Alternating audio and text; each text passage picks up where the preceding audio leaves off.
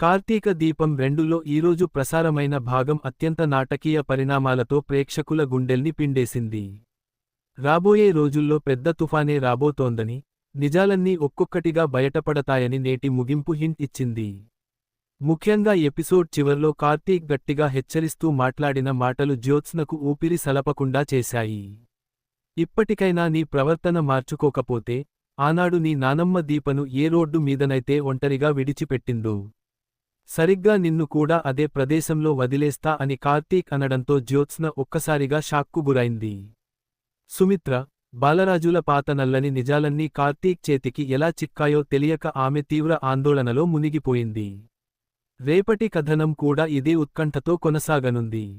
Karthik room నుండి బయటకు వచ్చిన జ్యోత్స్న భయంతో, ఆగ్రహంతో ఊగిపోతుంది. అందరి ముందు జరిగిన అవమానాన్ని అట్టుకోలేక ఆఫీస్ కారిడార్లో నిలబడి రగిలిపోతుంది.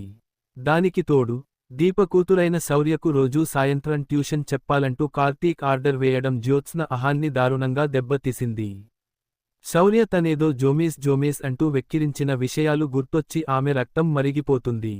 కాని, అంతకంటే పెద్ద సమస్య ఏంటంటే, మరుసటి రోజు ఉదయానికల్లా ఆఫీస్ ఫైల్స్ అన్నీ పూర్తి చేసి పెద్దాయన శివనారాయణకు సబ్మిట్ చేయాలి. ఒకవేళ ఆ పని చేయకపోతే శివనారాయణ తనను ఆఫీస్ నుండి గెంటేస్తారని, దాంతో తన లగ్జరీ లైఫ్ ముగిసిపోతుందని జ్యోత్స్నకు బాగా తెలుసు.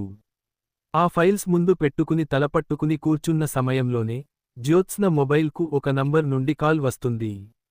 స్క్రీన్పై ఆ పేరు చూడగానే ఆమె ముఖంలో నెత్తురు చుక్కలేనట్లవుతుంది. అది మరెవరో కాదు, బాలరాజు. ఫోన్ ఎత్తగానే అతను బ్లాక్ మెయిల్ చేయడం మొదలుపెడతాడు. రేపు తెల్లవారేసరికి తనకు పెద్ద మొత్తంలో డబ్బు ముట్టకపోతే, నేరుగా శివనారాయణ ఇంటికి వెళ్లి సుమిత్ర ముందు జ్యోత్స్న చేసిన మోసాలన్నీ బయటపెడతానని వార్నింగ్ ఇస్తాడు. తనకిక ఓపిక లేదని, డబ్బు రాకపోతే ఆమె విలాసవంతమైన జీవితానికి ముగింపు పలుకుతానని బెదిరిస్తాడు.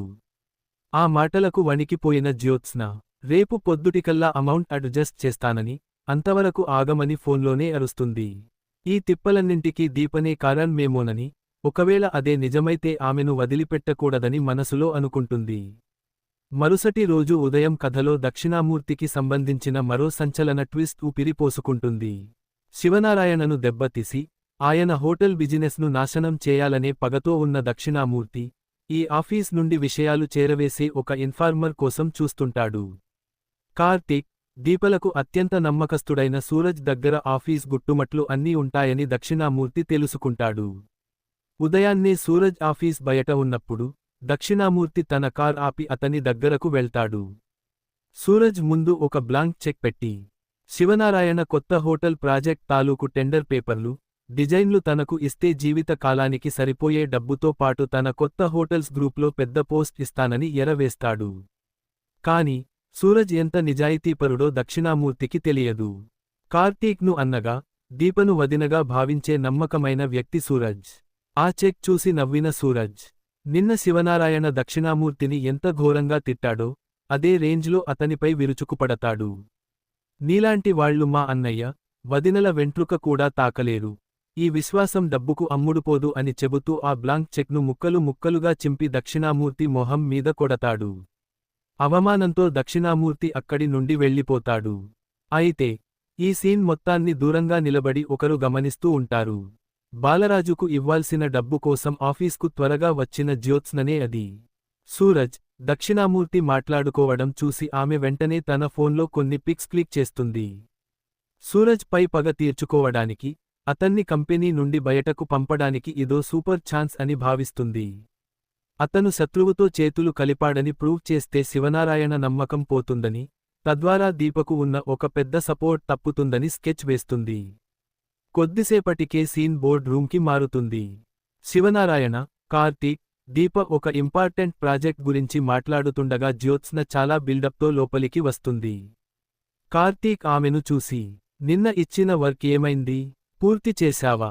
లేదా ఎప్పటిలాగే టైం వేస్ట్ చేశావా? అని అడుగుతాడు. జ్యోత్స్న ఒక వెటకారపు నవ్వు నవ్వి, ఆ ఫైల్స్ సంగతి పక్కన పెట్టండి సార్, ముందు మీరు నెత్తిన పెట్టుకున్న ఈ దీప వెనుక ఉన్న అసలైన ద్రోహి రంగు చూడండి అంటూ తన ఫోన్లోని ఫోటోలను స్క్రీన్పై ప్లే చేస్తుంది. అక్కడ సూరజ్, దక్షిణామూర్తి కలిసి ఉన్న పిక్స్ కనిపిస్తాయి. అవి చూడగానే శివనారాయణకు విపరీతమైన కోపం వస్తుంది. నిన్ననే సూరజ్ను దక్షిణామూర్తితో మాట్లాడొద్దని వార్నింగ్ ఇచ్చిన విషయానికి ఆయనకు గుర్తొస్తుంది.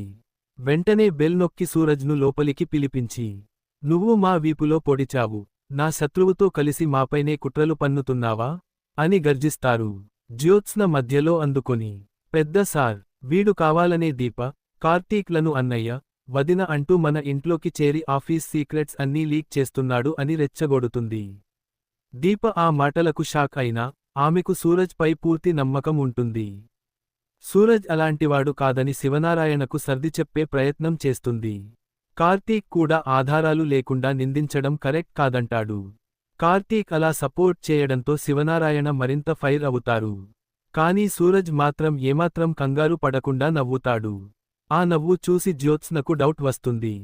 సూరజ్, పెద్ద సార్, మీ మనవరాలు మీకు సగం కథే చెప్పింది, కొంచెం టైం ఇస్తే అసలు నిజం ఏంటో చూపిస్తా అంటూ తన మొబైల్లో ఒక ఆడియో రికార్డింగ్ ప్లే చేస్తాడు.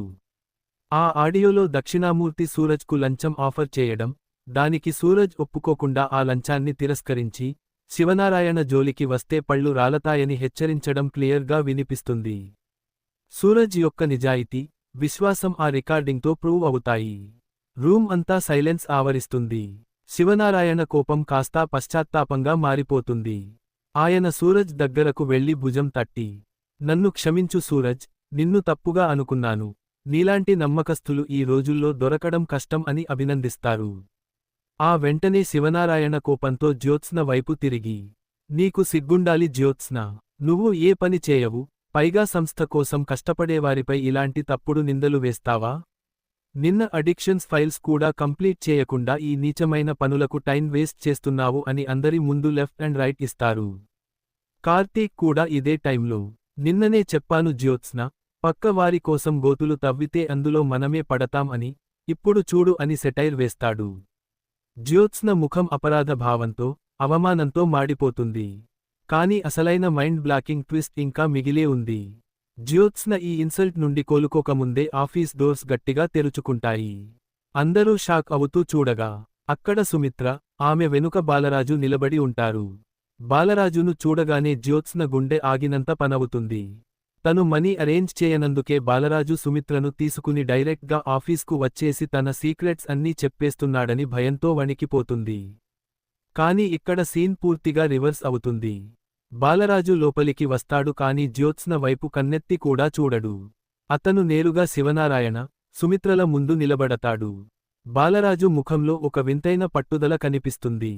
శివనారాయణ వైపు చూస్తూ, చైర్మన్ గారు, నేను ఇక్కడికి డబ్బుల కోసమో లేదా గొడవల కోసమో రాలేదు. సంవత్సరాల క్రితం ఈ కుటుంబానికి జరిగిన ఒక పెద్ద పాపానికి ప్రాయశ్చిత్తం చేసుకోవడానికి వచ్చాను. ఈరోజు మీ అందరి ముందు ఒక నిజాన్ని బయట పెట్టడానికి వచ్చాను అని అంటాడు. బాలరాజు ఒక్కసారిగా తిరిగి తన చేతిని దీప వైపు చూపిస్తూ, మీరు ఒక సాధారణ అనాథ అని అనుకుంటున్న ఈ దీపనే ఈ ఇంటి నిజమైన వారసురాలు, మీ మనవరాలు అని మీరు నెత్తిన పెట్టుకుని చూసుకుంటున్న ఈ జ్యోత్స్న ఒక పెద్ద మోసం అని బిగ్గరగా చెప్తాడు. ఆ మాట వినగానే సుమిత్ర నోట మాట రాక అరుస్తుంది. శివనారాయణ నిర్ఘాంతపోతారు. కార్తీక్, దీప ఒకరి ముఖం ఒకరు చూసుకుంటారు. జ్యోత్స్న కింద పడిపోయే స్థితికి చేరుకుంటుంది. ఎందుకంటే బాలరాజు తన పర్సనల్ సీక్రెట్స్ చెప్పకుండా, దీప చిన్ననాటి గతాన్ని, ఈ ఇంటి అతి పెద్ద నిజాన్ని ఎందుకు బయటపెట్టాడో ఆమెకు అస్సలు అర్థం కాదు. బాలరాజు చెప్పిన ఈ ఒక్క నిజం ఆ కుటుంబ పునాదులనే కదిలించి వేసింది. రాబోయే ఎపిసోడ్స్లో శివనారాయణ ఈ నిజాన్ని ఎలా రిసీవ్ చేసుకుంటారు? కార్తీక్ అన్నట్లు జ్యోత్స్నను దీపను వదిలేసిన చోటే వదిలేస్తారా లేదా అనేది చూడటం చాలా ఆసక్తికరంగా మారబోతుంది. మీరు నిజమైన భారతీయులైతే, మన భారత మాతను ప్రేమిస్తే తప్పకుండా మన ఛానల్ని సబ్స్క్రైబ్ చేయండి మరియు ఈ వీడియోను లైక్ చేయండి.